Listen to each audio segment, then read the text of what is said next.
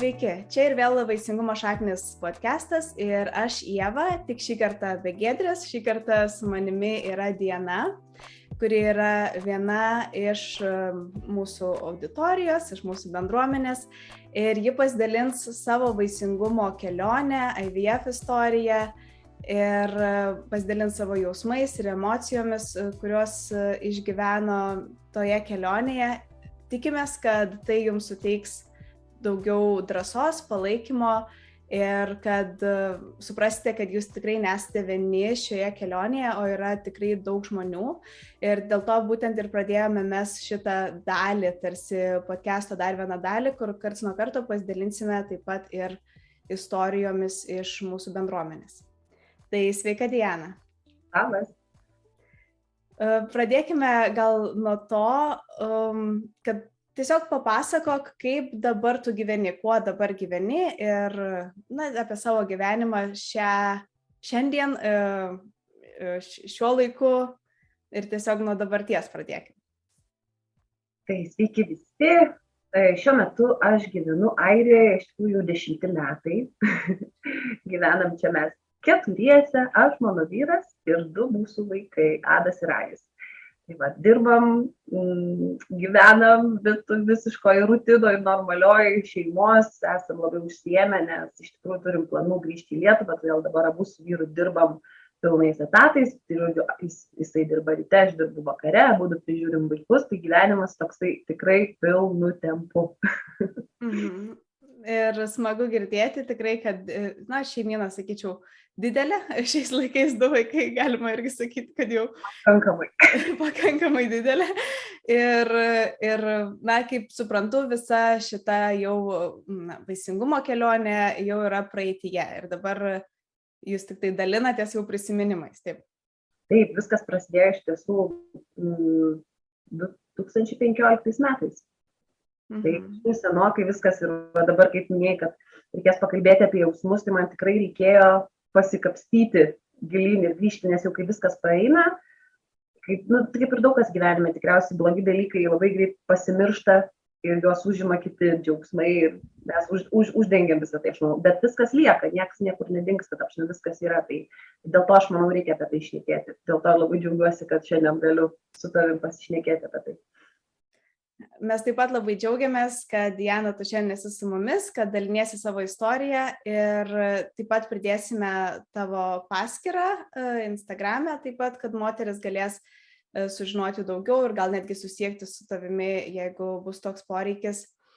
Tai tada, kaip ir tęsiant ar pradedant šitą visą istoriją nuo pat pradžių, nuo 2015 metų, kaip kad sakei, tai nuo ko viskas prasidėjo, kaip supratot, kad čia neišeina patiems be jokio įsikišimo medikų arba be jokios pagalbos pastoti, nuo ko visą tai prasidėjo, kaip įvardintum savo pradžią šitos kelionės? Tai mes jau su vyru gyvenom tikriausiai 4 metai buvom jau kartu, bet dar nebuvom susituokę, bet žodžiu jau nusprendėm, kad laikas tikriausiai pradėtų planuoti šeimą jau. Toks atėjo tas etapas ir tiesiog atsimenu labai gerai, nutraukiau kontraceptinės tabletės ir sakom, tai dabar žiūrėsim tiesiog viską, kaip paliksim likimo valiai, kaip čia viskas gausis. Ir ganėtinai greitai, aš manau, nepraėjo nei pusę metų. Ir buvo pirmasis nėštumo testas ir buvo teigiamas, atrodė tada jausmai, ten buvo viršūnė, ten buvo kažkas neįtikėtino, nes tu niekada gyvenime nesi to patyręs ir tau tada atrodo, kad visas gyvenimas iš karto nuo tų 2 brūkšniukų pasikeičia viskas, tu suplanuoji 10 metų į priekį, vos ne kur vaikus jau vesi į darželį, reikia mums šį persikraustyti didesnį butą, jau viską mes čia per 2 naktis, žodžiu, po to testo jau susiplanavom, aš užsiregistravau pas gydytoją. Tai jau apžiūrai, ten registravimai tam visam, nėštumo patvirtinimai ir, žodžiu, po kelių dienų man tiesiog prasidėjo kraujavimas ir aš jau supratau, kad čia negerai ir aš dar nuvykau pas gydytoją ir tiesiog patvirtino, kad tai yra biocheminis nėštumas. Tas ankstyvasis persileidimas, nes jisai ten buvo keletą tik savaičių, man nieko daugiau pas gydytoją čia nepatvirtino, nedarė jokių daugiau tyrimų, tik tai jinai padarė tą dar vieną nėštumo testą, pasakė, kad tai tiesiog prasidėjo mano mėnesinės, reiškia, jinai labai ramiu tonu tuomet pasakė, kad 70% kažkiek nėštumų baigėsi ankstyvojų persileidimų ir kitos moterys net nesužino, kad jos laukiasi. Tiesiog galvoja, kad vėluoja mėnesinės. Tai kažkaip buvo labai baisu, buvo labai liūdna, bet aš sakau, ar jos tas pasakymas, kad tiesiog, tai yra normalu ir tiesiog labai daugam taip yra, nors tau galvoji, kad čia tik filmuose būna, bet persileidimai čia taip nebūna, iš tikrųjų, nes niekas daug išneka. Bet buvo labai baisu, bet aš kažkaip labai ramiai nusiteikiau ir galvoju, ką čia mūsų pirmas bandymas, tiesiog bandom toliau, tiesiog, pasišnekėjom, nusiraminom, suplanavom vestuves iš tikrųjų, nes mes jau buvom suplanavę. Ir po 3 mėnesių aš vėl laukiausi. Pasidariau nėštumo testą ir tada užsiregistravom pas gydytoją vėl, bet man prasidėjo skausmai labai dideli ir labai pradėjo mausti šoną, labai pradėjo tiesiog tikrai labai didelis spaudimas, maudimas ir mes nuvykom pas gydytoją, mane iš karto išsiuntė į ligoninę ir padarė kai kraujo tyrimus, nustatė, kad tas nėštumo hormonas yra per mažas, tai reiškia, kad tai yra negimdinis nėštumas. Tai išgirdus šitą žodį, tai aš atsimenu, tada ligoninėje man buvo apskritai visiškai kažkokia panika, nes aš nesupratau, kas tas yra, tai ar čia tapsime aš vis tiek laukiuosi, kas tas yra negimdinis nėštumas, dar čia angliškai tau bando paaiškinti, ectopic pregnancy, tu nesupranti, kas čia yra, skambinau, tuomet atsimenu Lietuvoje pusbrolio žmonai, nes jinai dirba šitoje srityje su akušerija, tai jinai man tada irgi labai ramiai paaiškino, kokios yra galimybės, kokie yra variantai, kad čia nėštumas, kuris tikrai neišsivystys, nes jisai buvo kiaušintakyje. Ir tuomet šitam antram etape mūsų mes turėjom operaciją, nes vaistai, kurios ten suleido, jie nepadėjo pašalinti tą nėštumą, tai reikėjo tiesiog pašalinti kiaušintakį mano vieną. Tai buvo tada jau buvo šiek tiek baisiau, tuomet jau suvokiam, kad, sudėtingesnė ta kelionė kažkokia čia mūsų einasi ne taip paprastai kaip viskas. Bet vėl tada procentais tai labai nuteikia, kad apie 20%, ten ar 30% moterų ištinka ektopinis nėštumas negimdinis. Tai bet tiesiog visada yra galimybė bandyti antrą kartą ir tai iš tiesų pastoja moteris normaliai. Tai mes taip ir nusiteikėm. Ėjom toliau. Tai tikrai kelionė iš tikrųjų nuo pat pradžių buvo nelengva ir iš karto buvo su netektimis ir net keletas skirtingų ir tas persileidimas ir po to negimdinis nėštumas, tai tikrai labai sunki pradžia ir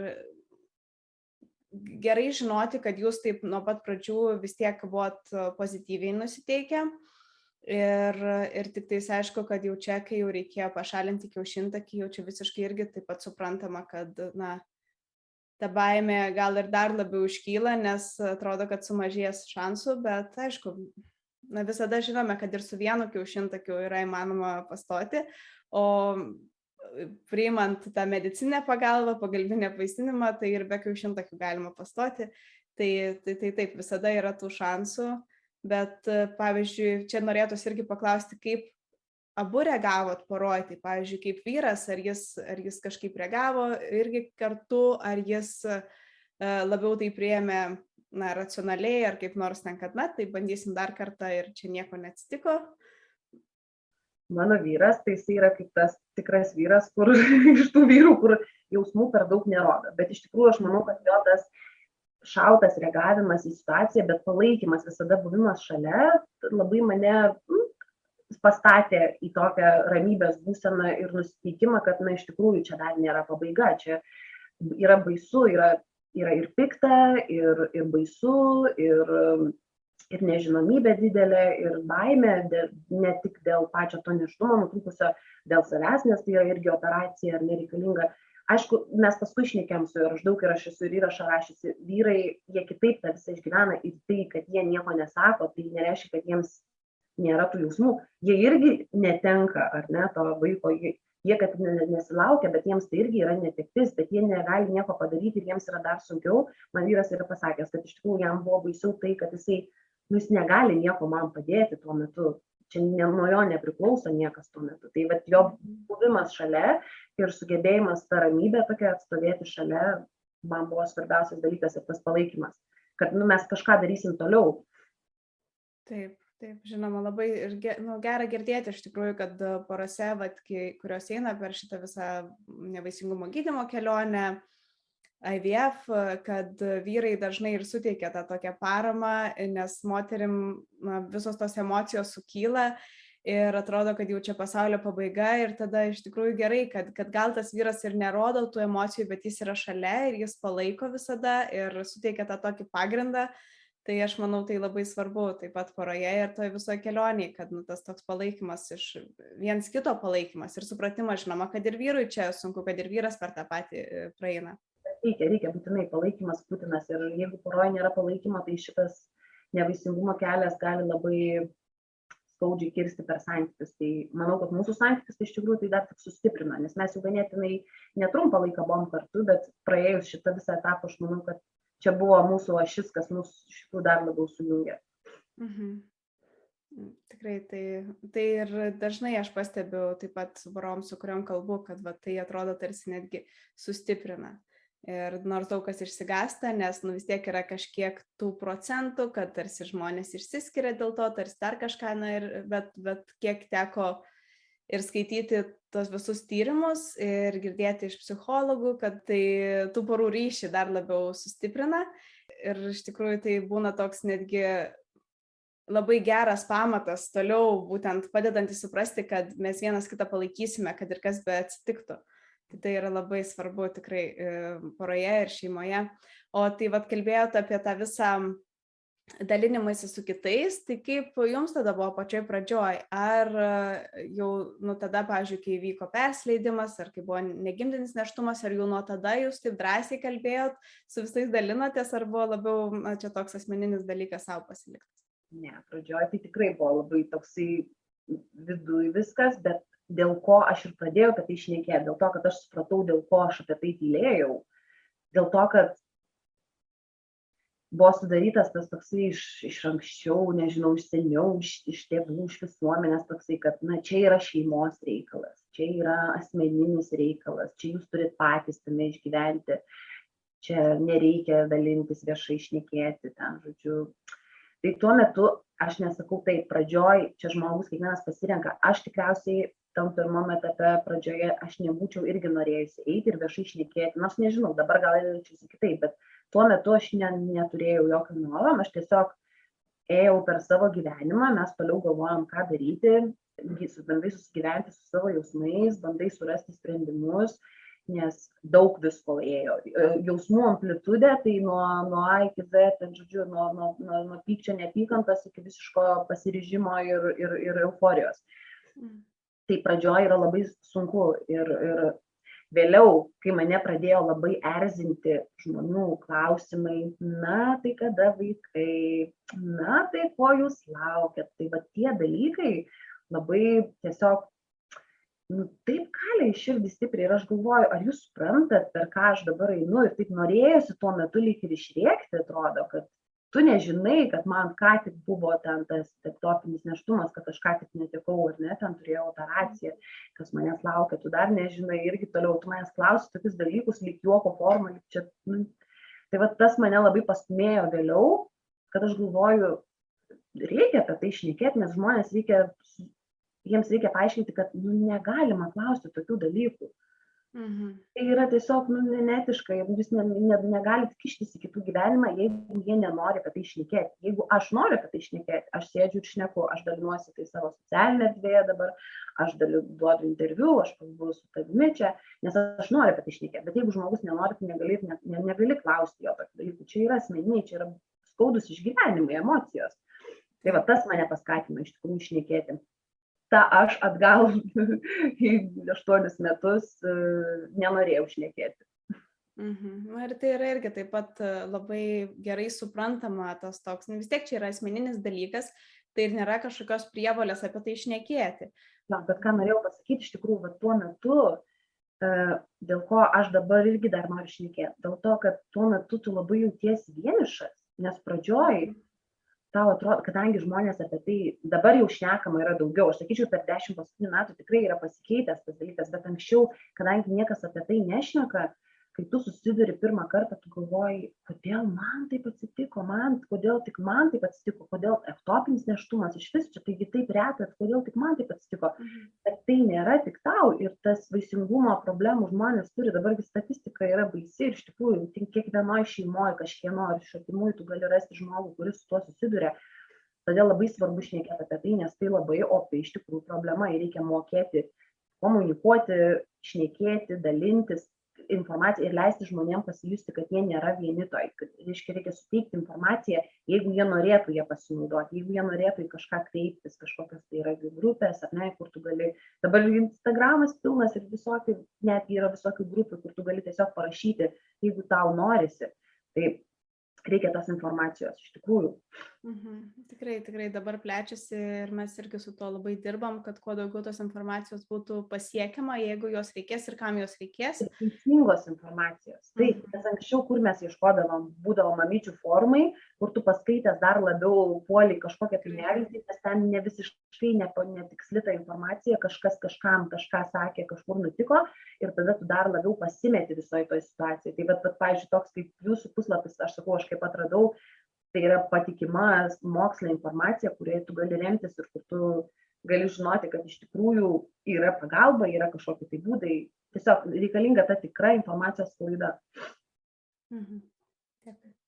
Tai mes taip pat tikimės, kad vat ir Dianos istorija taip pat įkvėps ir kitus žmonės dalinti savo istorijom, jeigu, žinoma, jie to nori, ir taip pat plėsti tą žinią su kitais, kad kuo daugiau, nes vis tiek ta tema tebėra dar tabu, čia tiesiog taip yra ir mes irgi daug dėl to dirbam, kad tai kuo mažiau būtų tabu, kad kuo daugiau apie tai būtų informacijos, bet vis dar yra iš to, kiek matom aplinkui, kas vyksta, tai visgi ta tema yra vis dar tabu ir ypač visos tos netektis nėštumo, kaip persileidimai arba ektopinis nėštumas, tai yra labai tokios skaudžios temos ir atrodo tarsi norima, kad tie žmonės, kuriems skauda, užsidarytų vieni patys ir savo skaudėtų jiems, kad o iš tikrųjų reikia, kad tai būtų suprantama ir kitų žmonių ir aplinkinių, nes iš tų aplinkinių mes galim gauti paramą, tai tai yra svarbu.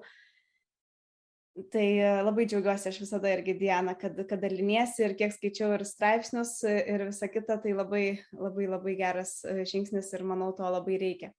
Tai dabar tada einant toliau prie tos istorijos, tai mes jau praėjom dvi skaudžias netektis, sakykim, ir tada buvo kiaušintakio pašalinimas, ir kas tada toliau, kaip toliau viskas ėjo.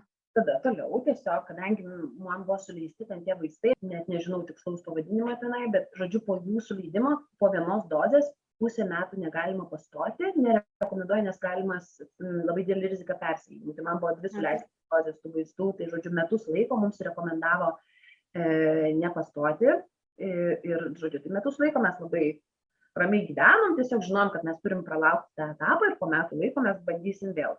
Tai pragyvenom tą etapą, prakeliavom, pradirbom savo darbus, normalų gyvenimą visiškai. Ir paskui, kaip nusprendėm, kad jau reikia vėl pabandyti, aš iš tikrųjų vėl ganėtinai greitai pastojau. Tikrai ganėtinai greitai, mano vėl buvo teigiamas nėštumo testas. Bet tą jau 3. kartą tos laimės buvo mažiau, nes jau buvo daugiau nerimo ir baimės. Kadangi vienas buvo persileidimas, vienas buvo ektopinis nėštumas, dabar jau buvo toksai, jeigu dabar jau kol nežinosiu, kad tikrai neleidau savo tikrai džiaugtis. Ir tada nuvykau irgi pas gydytoją, kadangi jau tokia istorija nėštumų, tai iš karto siuntė tiesiai į ligoninę. Ir ten įvyko toksai labai nemalonus įvykis iš tikrųjų, nes mane apžiūrinėjo kažkokia, ten labai skirtingi gydytojai, neini pas vieną gydytoją visą laiką. Ir jinai man padarė ultragarsą, nors iš tikrųjų net neturėjo ten tokio pradinėje toj stadijoje žiūrėti, bet jinai, žodžiu, žiūri ten į tą ekraną ir jinai man sako, matome čia taškelį, tai tik nėštumas. Tai įsivaizduokite po tokių praeitų etapų tas žodis, kad sako, jūs laukėtės, taip nelabai tvirtai, bet taip pasako, laukėtės, buvo labai toksai, daug žadantis, toks labai didelis žingsnis kažkoks į priekį ir tiesiog liepia laukti kraujo rezultatų, bet man važiuojant atgal namo, man paskambino iš ligoninės, aš buvau dar netoli nuvažiavus ir paprašė sugrįžti. Tai, žodžiu, padarė iš naujo. Ir kraujo rezultatai parodė iš karto, kad tai tikrai yra nesivystantis nėštumas, nes yra ženkliai per maži rodikliai.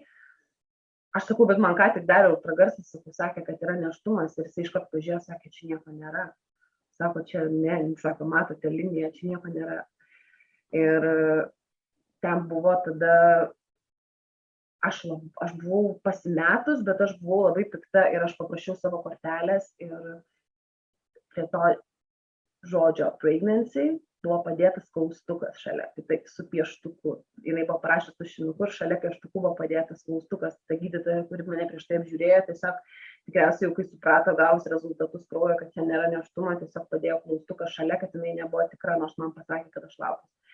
Tai man ten siūlė kreiptis ir į ligoninės kažkokią administraciją, nes negalima žaisti žmonių jausmais, jeigu tu nesi tikras. Aš manau, mediko čia buvo labai didelė klaida ir aš buvau labai įniršusi tada, nes aš tikrai, bet neturėjau jėgų ir noro ten eiti kažką kovoti, bet aš tiesiog pasakiau ten kitiems, kad sakau, čia negalima taip daryti, jūs jeigu nesate tikri, turi būti pasitikrinama, tada pasiklausima kolegos ir visa kita.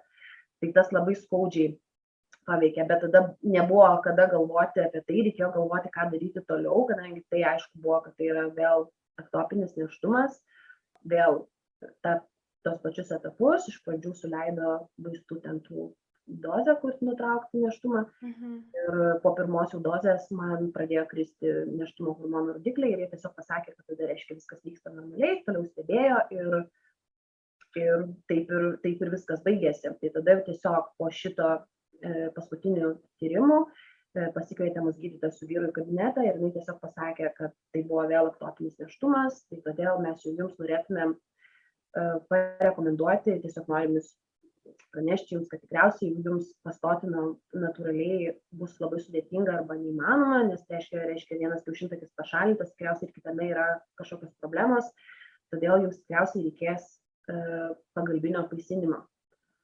Tai vat išgirdus tą, kad jums reikės IVF, aš panirau kaip į tunelį kokį ir aš tada aš nieko nebegirdėjau, ką jinai sako ir aš pagalvoju, negali būti.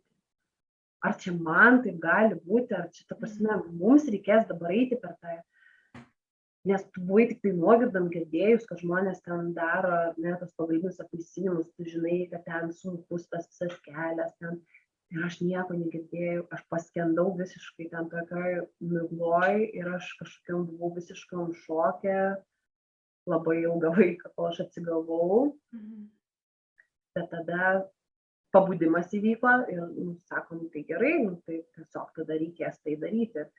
Tai vėl reiškia, po tos vaistų dozės mes suleistos turėjom vėl pusę metų pralaukti, nes negalėjom bandyti pastoti, bet tada jau mano prasidėjo paieškos ir informacijos apie pagalbinę apvaisinimą, mes sprendėm, kur daryti, kokioj šaly, nes mes gyvenom Airijoje jau tuo metu, ar mums važiuoti į Lietuvą, ar čia Airijoje, žodžiu, buvo daug informacinio turinio ir labai daug paieškų ir daug gilinimosi į visą šitą.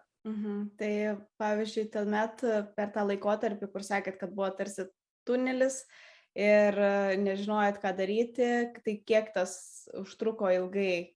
Ta prasme, sakėt ilgai, bet tai kiek tas ilgai? Tas pasimetimas toksai. Negaliu pasakyti tiksliai. Gerai, tai tiesiog... Aš labai praėjau pro skirtingus, aš labai pasimečiau, man buvo atskų baimė, bet man buvo dar labai pyktis didelis atėjęs. Buvo vienas etapas, nusėdžiu tuščia, verkiu ir aš galvoju, kodėl man taip yra, kodėl čia už ką. Kitas buvo etapas, aš labai pykau ant savo kūno. Aš buvau tokia pikta, kad mano kūnas mane nuvilia, kad mano kūnas man neleidžia pastoti, kad mano kūnas man neleidžia sulaukti vaiko, nes mes darėmės tyrimus, žodžiu, vyro viskas gerai, nes aš pastoju, bet kodėl aš negaliu sulaukti to vaiko, tai buvo labai didelis pyktis.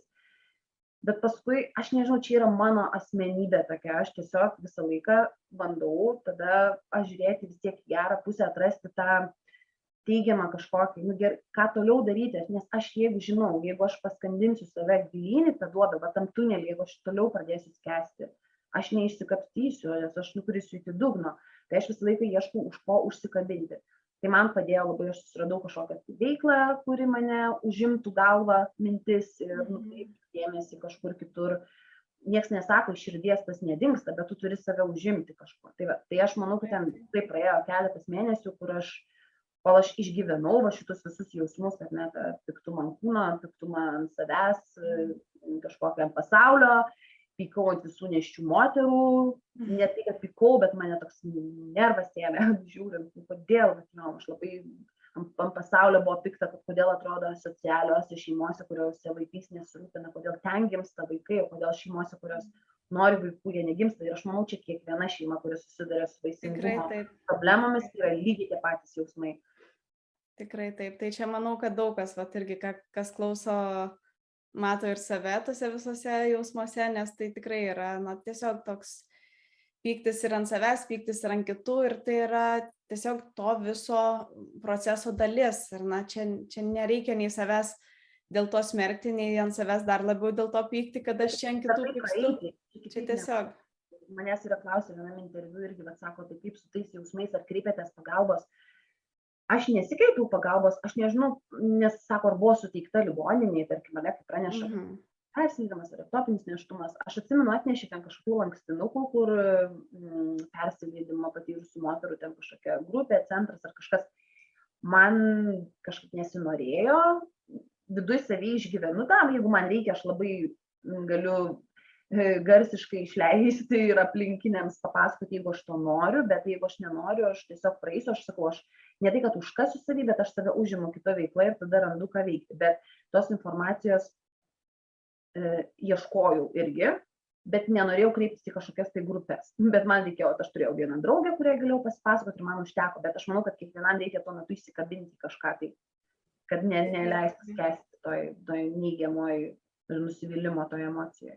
Taip, ir tikrai geras yra būdas kreiptis į sveikatos, vaisingumo psichologus, kad padėtų, nes jie būtent su to dirba ir jie puikiai išmano, kaip padėti. Aš iš tikrųjų net anksčiau nežinojau, tai atradau Instagrame ir aš dabar seku tikrai nuostabią ten ir psichologiją, kur tikrai dirba konkrečiai su vaisingumo problemų turinčiomis poromis, daro kažkokius kursus, ta prasme, informacija yra tokia konkreti tai sričiai, labai labai svarbu. Tai reikia skleisti, kad tiems žmonėms, kurie susiduria, kad yra tokia informacija ir tokia pagalba. Tikrai taip. Toliau tuomet einame per tą istoriją ir ieškojo daug informacijos. Kaip suprantu, labiausiai tai ir buvo forumuose ta informacija, kaip jau kalbėjom, bet rado tada tą savo išeitį ir kur nusprendėt Lietuvoje, Airijoje, kaip ir ką darysit? Iš pradžių žiūrėjom atsiliepimus, ar ne, apie įvairias klinikas. Kažkodėl iš pradžių buvau labai linkusi, kad skristi į Lietuvą darytis, bet vėliau, kai aš pradėjau gilintis į patį pagalbinio apvaisinimo procesą, kad čia nėra, tiesiog atvažiavau į kliniką, padarėm procedūrą ir išvažiavom namo. Čia yra labai ilgas kelias, daug apžiūrų, daug vizitų.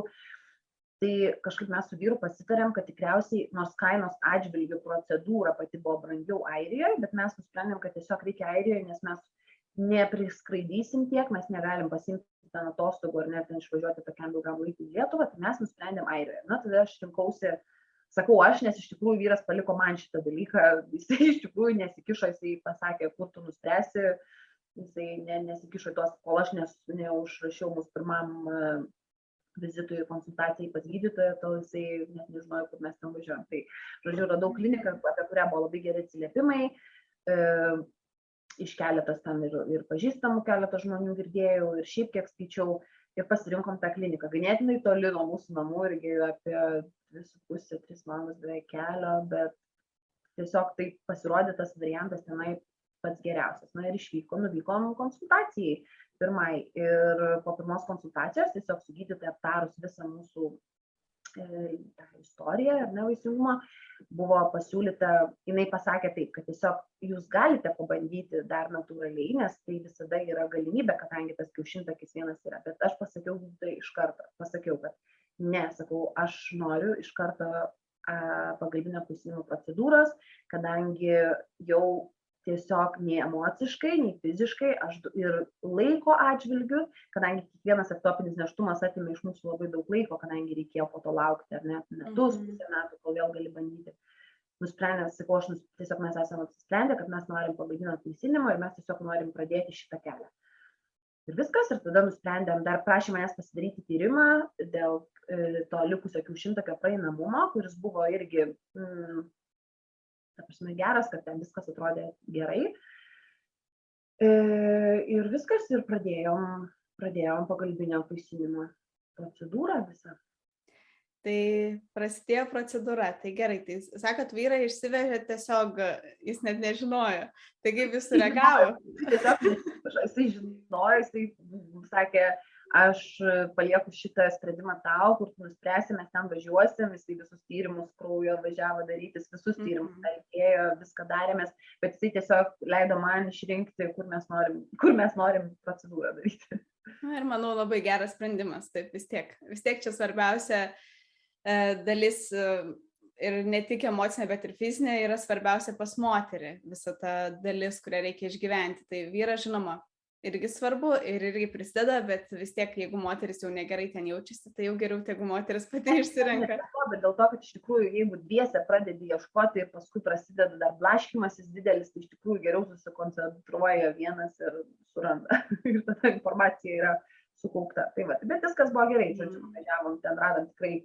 Jisai, sakau, neturėjo priekaištų nieko tam, tiesiog mes žinojom, kur mes einam ir ką mes ten einam daryti. Tai va, tai svarbiausia. Tai ir visus tyrimus viskas tvarkoja, nes ir iš vyriškos pusės yra įdomu išgirsti, kaip buvo. Tai kai reikėjo vis tiek imtis spermos mėginį, IVF ir visa kita, tai nebuvo jokių problemų, kaip suprantu, ir vyras su visko sutiko.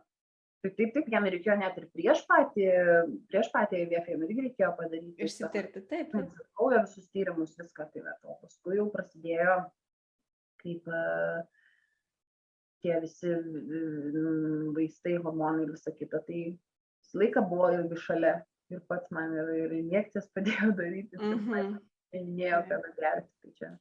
Va dar dėl ko paminėsiu, dėl ko Airijoje mes pasirinkom ir aš iš tikrųjų džiaugiausi dėl to, kad nežinau net kokią kainą yra tų visų hormoninių injekcijų, visų tų vaistų, nes Airijoje yra tokia schema, užsipildai tokią formą ir, žodžiu, jeigu tu per mėnesį gauni receptinių vaistų, turi sumokėti daugiau už receptinius vaistus negu 144 eurus, visą tai, kas yra viršta, kompensuoja valstybė. Tai aš, eidama IVF procedūrą, turėjau sumokėti tik 144 eurus ir aš atsimenu, man atneša tokį didelį krepšį, ten tų vaistų, daug dėžučių, daug adatų, daug visko. Ir aš taip sakau, tai kiek čia man sumokėti, jis sako 144, sakau, tai kiek čia iš vis kainuoja, ir jis sako, wow, čia ta prasme, sako, čia daug pinigų. Tai tas buvo labai toksai, galvoju, čia buvo Airijos toksai didelis pliusas ir mes plius dar gavom paskui deklaravę pajamas metų gale irgi už pačią procedūrą, 900 eurų atgal pinigų. Tai čia buvo ganėtinai susidėjo gerai į kainos atžvilgį, tarkim, grįžtant prie kainos. Bet negąsdino manęs adatos nieko, tik tai pats tas kiekis visko. Nu taip, tai kai būna tie krepšiai ir tas visos adatos, tikrai, jų yra daug, tai tas kiekis tikrai atrodo baisu. Aš šaldytuvą turėjau ten tą didelį lapą, kur ten kada kas, kokie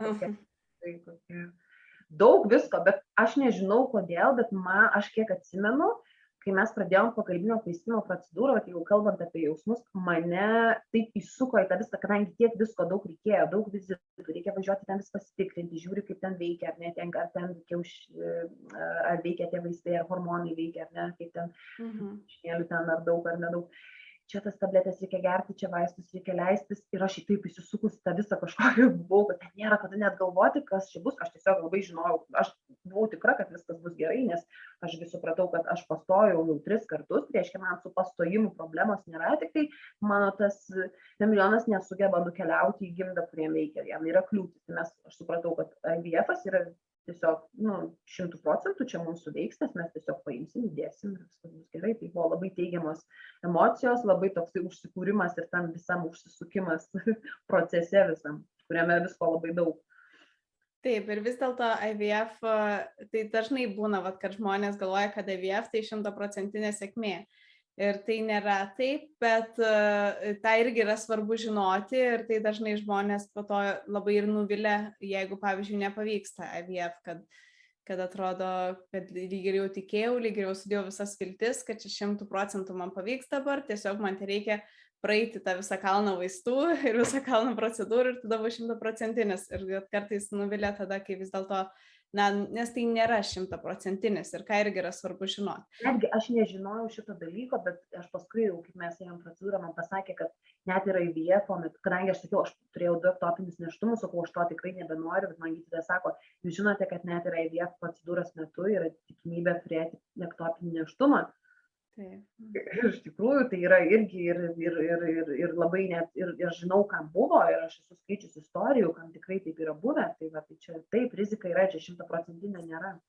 Taip, čia tiesiog tas, kad žinoma, kad IVF yra tai, kad padeda jau pastoti poroms, kurios natūraliai negali, tai pavyzdžiui, tuo pačiu atveju, kad jeigu yra ir kiaušintakių nėra, ar pavyzdžiui, spermatozoidų nėra pakankamai, kad apvaisintų ir tiesiog apvaisinimas įvyksta ne organizme, bet visi kiti procesai po perkelimo vis tiek turi vykti organizme ir turi viskas ten įsitvirtinti ir augti vietoje, ten, kur turi būti.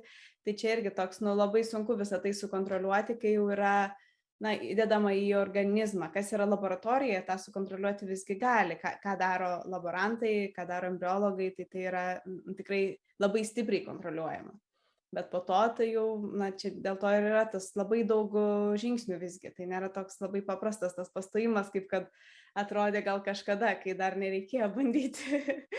Aš ir linkėčiau gal ir tiems, kas eina per tą visą, tiesiog nesijausti pasimetusiam tame etape. Iš tikrųjų, reikia informacijos, reikia žinoti visus variantus, kaip gali būti, bet reikia nepasimesti, reikia tiesiog eiti. Reikia tiesiog eiti ir daryti ir tikėti, ir žinoma, tu turi žinoti realiai. Aš irgi esu optimistiška realistė, aš visą laiką sakau, aš tikrai tikiu, kad bus viskas gerai, bet aš suprantu, kad gali būti ir kitaip. Ir mūsų atveju, tęsim istoriją, toliau dar visai buvo. Tai reikia tikrai tikėti, kad bus gerai, bet reikia suprasti visas galimybės. Taip, tada ir toliau tęskim tą istoriją, nes tikrai įdomu išgirsti ją visą. Tai, žodžiu, po šito mūsų pirmojo IVF ciklo mes pastojom ir mes turėjom pirmą nėštumą gimdoje. Tai buvo labai didelė emocija, labai didelis džiaugsmas iš tikrųjų ir viskas buvo labai gerai, nėštumas buvo labai lengvas ir mums gimė Adas. Tai dabar jau Adai yra 3,5 metų. Tai Adas jau grinai ir pavyko iš to 100% IVF. Ir jisai buvo tas embrionas, kuris, kadangi labai gerai prisimenu tuos rytus, kai jau jie paima ar ne, ten apvaisina tas kiaušialąstes ir ir jau laukia kiekvieną dieną, kokioj stadijoje vystymas yra, skambina iš laboratorijos. Ir mes čia turim tiek ir tiek ten embrionų. Vienas ten mūsų, tai ten jau, žodžiu, ten labai jau greitai vystosi. Tai tas Adas mūsų ten buvo tas jau čempionas, kur ten tas jau vystėsi greičiausiai.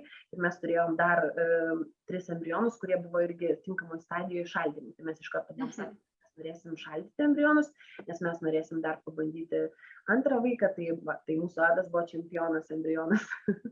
Taip, super. O atsimeni gal tada, nes tikrai įdomu būna ir išgirsti, kiek kiaušialąsčių išpunktavo ir kiek, pavyzdžiui, apsivaisino pačioje pradžioje. Ar tos skaičius dar atsimeni? Daug buvo, ar ne? Tikrai buvo iš 15, tai tikrai buvo. Tai jau tikrai geri skaičiai, bet vis tiek... Tai, kas sakė gydytojo, kad buvo geri skaičiai, bet iš tų, kur gerai išsivystė, tai pas mus buvo tas, kuris vienas buvo įsidinamas ir dar buvo 3 tinkami šaldymai. Tai vis tik liko 4, tai nes dažnai tie skaičiai labai irgi išgąsdina, kai išpunktuojama ir 15, iki 20 dažniausiai tas jau labai geras skaičius skaitosi. Gali, žinau, būti ir daug mažiau, bet kai išpunktuoja 15 ir po to galiausiai lieka 3 ar 4, irgi dažnai išgąsdina šitie skaičiai, nes atrodo, kaip tie galėjo sumažėti, bet čia tiesiog yra toks irgi normalus dalykas, kad liko tie 4 embrionai, tai čia labai geras dalykas ir žinoma, svarbiausia, kad vienas implantavosi, išaugo ir dabar jo vardas yra Adas, nuostabus vaikas. Auga. toks tikrai yra toks čempionas, labai protingas, brolis toks tikras. Taip. Tai čia jau yra, skaitosi didysis brolis, ar ne? Ir kas tada po to, kaip viskas po to ėjosi, ar kada nusprendėte antrą vaiką? Turėjom labai konkretų planą, kaip ir viskas pas mus buvo suplanuota, kaip mes ką darysim. Tai kadangi mes turėjom užšaldę dar 3 embrionus, mes žinojom, kad kai šiek tiek jau Adas palauks, mes norėsim dar antrą vaikutį, nes norim Adui brolį arba sesę, ir žodžiu, mes taip viskas suplanavom jau čia labai gerai, kada jau čia mums maždaug reiktų. Atėjo tas laikas, kai mes norėjom, kad maždaug būtų apie 2 metai tarpas tarp vaikų. Ir tada nusprendėm, mes dar suorganizavom savo bažnytinę santuoką Lietuvoje, nes mes buvom susituokę 2015 metais, bet mes darėm tik tai registraciją santuokos. O paskui nusprendėm, kad jau darysim bažnytinę santuoką, kai turėsim vaikų, kad galėtumėm daryti kartu su krikštynom. Tai taip viskas pagal planą ir buvo. 2019 metais Švėkšnos bažnyčioje turėjom gražiausią savo gyvenimo dieną, iš tikrųjų turėjom labai gražias vestuves ir Adas krikštynas. Ir po to grįžę į Lietuvą iš karto mes žinojom, kad važiuosim į kliniką atgal ir tiesiog pasitarsim, kaip tas vyksta toliau, ar ne, šaldytų embrionų implantavimas, nes žinojau, kad ten irgi reikia kažkokius tai vaistus leistis ir panašiai. Na ir viskas, ir nuvykom į kliniką, viską mums paaiškino. Aš labai tikėjau, tikrai galvojau, kad viskas taip jau ten taip ir bus, pasiskaičiavau vos ne jau, kada čia turėtų tas vaikelis tada jau gimti. Ir atlikus pirmą implantaciją šaldytų embrionų buvo neigiamas testas mūsų, neįvyko. Tai buvo toks lengvas nusivylimas, bet aš galvojau, iš tikrųjų dar vienas embrionas neišgyveno atšildant. Man jau važiuojant tą dieną į kliniką, kai turėjo būti procedūra implantavimo, man paskambino, kad sakė, tas pirmas embrionas, kuris buvo panašaus išsivystymo kaip ir Adas, tai jisai neišgyveno, bet sako, mes išimsim kitą ir ar jūs norėtumėte, kad 2 iš karto implantuotume, ar bandom vieną, ten žodžiu vyko toks pasitarimas, bet nusprendėm, kad vieną ir vat, žodžiu, nepavyko tas implantacija šitą. Bet toksai buvo nusivylimas kažkoks, bet labai lengvas, bet aš galvoju, tai čia yra normalu iš tikrųjų, nes aš negalėjau tikėtis, kad iš tikrųjų viskas jau čia taip gyvenime gerai klosis, jau taip kaip pirmas IVF pavyko gerai, nepasisekė, mes turim dar variantą. Tai jau antras, tai galvojau, kad tikrai bus. Tai mes tada nepavykusio ciklo, iš karto darėm antrą tą implantaciją ir irgi nesėkminga buvo. Ir viskas, nebeliko embrionų? Tada buvo viskas. Tai vat tada... Tai kaip tada jautėtės? Sėdėjau ir galvojau, o ką dabar? Nes dabar viskas, dabar yra kryžkelė, tada tai arba bandyti natūraliai, ko aš tikrai nebenorėjau, nes aš galvojau, kad aš tikrai nebenorėjau daugiau eiti per tą ektopinių nėštumų kelią, nes aš galvoju, buvo tai 2 kartus ir dar tas vienas kiaušintakis, kad ir yra, bet galvoju, ten buvo ektopinis nėštumas, vėl bus blogai, operacijos gal reikės, gal vėl kažkas tai gali man pačiai atsitikti. Dabar dėl IVF galvoju, vėl tai yra ir pinigai labai dideliai, ir laikas, ir vėl per viską pereiti iš naujo, vėl labai sudėtinga ir ilga. Tada taip kažkaip tai atsisėdom, abu pakvepavom, įkvėpėm, iškvėpėm, sakom gerai, tai dabar tiesiog paliekam, sakom, viską leidžiam savo atsigauti, kažkaip biškį reikia nuraminti mintis, sakom, mes buvom suplanavę važiuoti žiemą į slidinėjimo kelionę su draugais ir sakom, važiuojam, tada pabūsim, pažiūrėsim, kitais metais galvosim, susidėliojam savo planą, kad pabandysim tada gal, jeigu nuspręsim IVF, dar bandysim vieną ciklą, bet tada jau daugiau nebedarysim, galvosim gal apie sveikinimą ar kažką tai, ar gal tiesiog tada turėsim vieną vaiką, nes mes vaiką norėjom dar antrą. Ir mes tiesiog taip palikom tą visą dalyką, sakom, leidžiam savo šiek tiek dabar pagyventi, nusiraminti ir tada susidėliosim mintis. Ir aš labai gerai pamenu, nes čia buvo rugsėjo mėnesį mūsų tas antras nepavykęs implantavimas ir lapkričio pačioje pradžioje aš skridau pas savo draugę į Londoną, penktadienį turėjau išskristi, bet ketvirtadienį man kažkokia tokia mintis atėjo, kad aš galvoju, iš tikrųjų man vėluoja mėnesinės ir aš galvoju kažkokia nesąmonė, bet kažkaip tai nuvažiavau, nusipirkau testą nėštumą ir aš prieš išskrendant galvoju, kad save nuramint, galvoju, tiesiog, gal čia tiesiog vėluoja.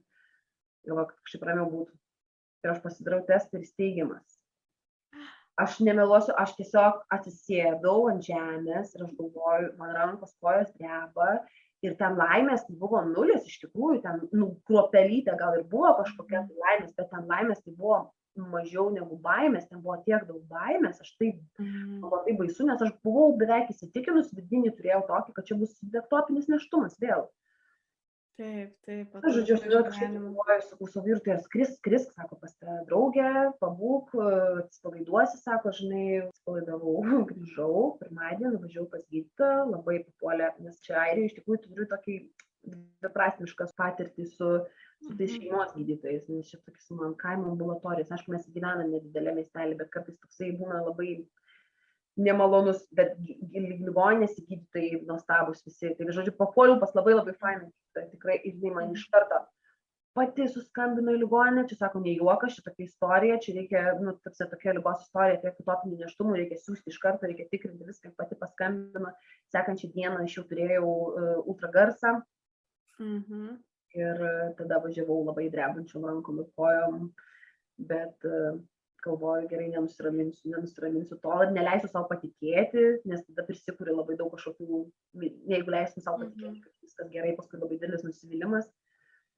Bet kai padarė ultragarsą ir pasakė, kad, sako, sveikinu, laukėtės, tai aš jai papasakojau tą visą istoriją, sakau, čia sakau, stebuklas kažkoks yra. Ir čia buvo prieš kalėdas, sakau, čia tikrai, sakau, čia kalėdinis stebuklas, čia kažkas iš neįmanomos srities. Tai va, dabar turim Ajų. Ajus, Adas ir Ajus, taip.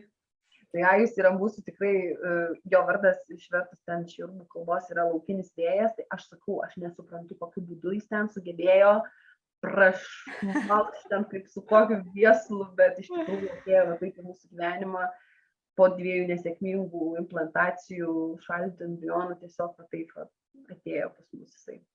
Labai abi nuostabios istorijos ir Ado ir Ajaus, tikrai abi tokios, net atskirai jas būtų galima pasakoti, nes abi labai tokios įspūdingos.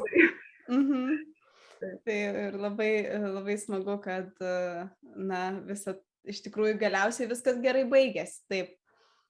Aš dėl to ir sakau, mano kartais klausia, sako, ar tau nesunku kalbėti, aš sakau, bet mano istorija yra su laiminga pabaiga ir dar net su 2 laimingom pabaigom. Man dėl to nėra taip sunku apie tai kalbėti. Buvo sunkus etapai, kai reikėjo praeiti per tą viską ir visi tie etapai skirtingi ir tas pats ir pagalbinis apvaisinimas ir ektopiniai nėštumai, bet jie praėjo ir pas mane yra ta laiminga pabaiga, dėl to man yra gera šnekėti. Aš suprantu tiems, kurie eina per tą viską ir jiems yra sunku, bet gal tos vilties kartais reikia irgi kažkokios, kad ir net ir nepasisekus 1, 2, 3 kartą, net ir va taip būna, kad ir natūraliai pastoja. Taip. Tų sėkmės tokių istorijų yra. Visiškai ir jau atrodo visiškai netikėtai ir netgi su daugiau baimės, nes žinoma, po tų netekčių tai jau ir yra tas toks skirtumas tarp nėštumo, kur niekada nebuvo netekties, kur tiesiog pirmas nėštumas ar antras, bet kur nebuvo netekties. Ir kur jau buvo 1 ir net kelios netektis kaip ektopinis nėštumas, kaip persleidimai ir tada jau tikrai daugiau yra baimės ir daugiau kaip ir tau pačiai norėjos irgi jau geriau tada per IVF, viskas yra, atrodo, fiksuojama, viskas labiau patikima atrodo taip, kad mažiau čia bus rizikos, bet galiausiai viskas gerai gavosi ir net natūraliai ir tai yra tikrai nuostabi istorija.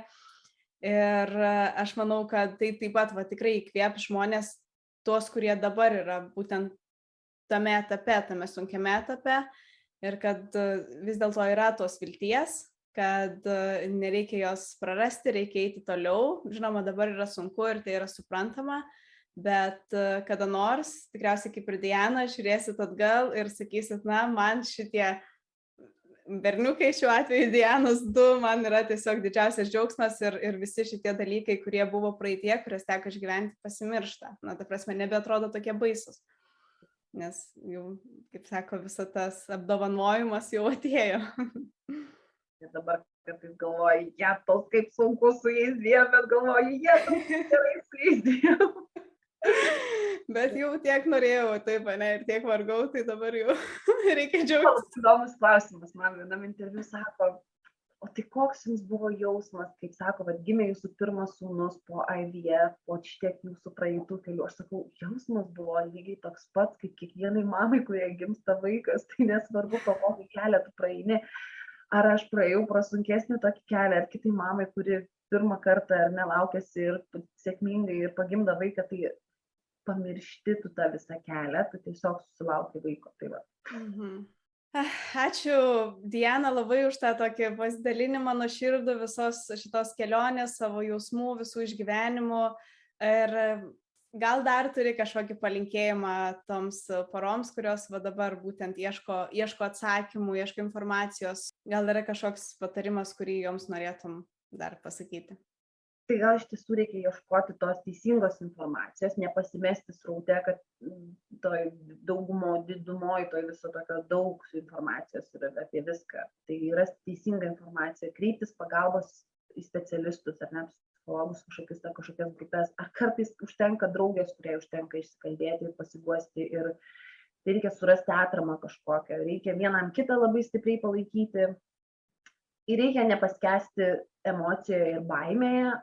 Mano pasiūlymas iš tikrųjų yra ieškoti to, kas teikia džiaugsmą, surasti kažkokią tai veiklą, nes jeigu tik tai pasineri, net ir pačioj informacijos ieškojimo etape, pačiam jau pradedant pagalbinį apvaisinimą ar kažkokiai netekčiai įvykus, reikia surasti tai, kas teikia džiaugsmą, nes jeigu save skandinsim tą duobę ir tik apie tai galvosim, reikia išgedėti, reikia išbūti, reikia išgalvoti, bet turim rasti, kas mus veda toliau į priekį, nes tik taip tada įmanoma kažką toliau galvoti ir blaivę galvą mąstyti ir kažkokius sprendimus priimti. Tai va, tai neprarast vilties, neprarast gyvenimo džiaugsmo, nes visada galima rasti kažkokią tai išeitį. Šiais gražiais žodžiais tuomet ir baigsime. Ačiū labai, Diana, ačiū už palinkėjimus. Ir tuomet visiems taip pat dėkoju, kad buvote čia, kad išklausėte šios istorijos. Jeigu norite daugiau sužinoti apie Dianos istoriją, po video ir po įrašais yra nuorodos į jos profilį ir taip pat yra nuorodos į Vaisingumo šaknys profilius, į mūsų kanalą, kur galite taip pat gauti daugiau informacijos apie vaisingumo sutrikimus ir kaip gyventi šioje kelionėje. Tai paspauskite prenumeruoti, jeigu dar nepadarėte šiam kanalui, paspauskite like po šio video, jei jums patiko išgirsti Dianos istoriją ir iki kitų kartų.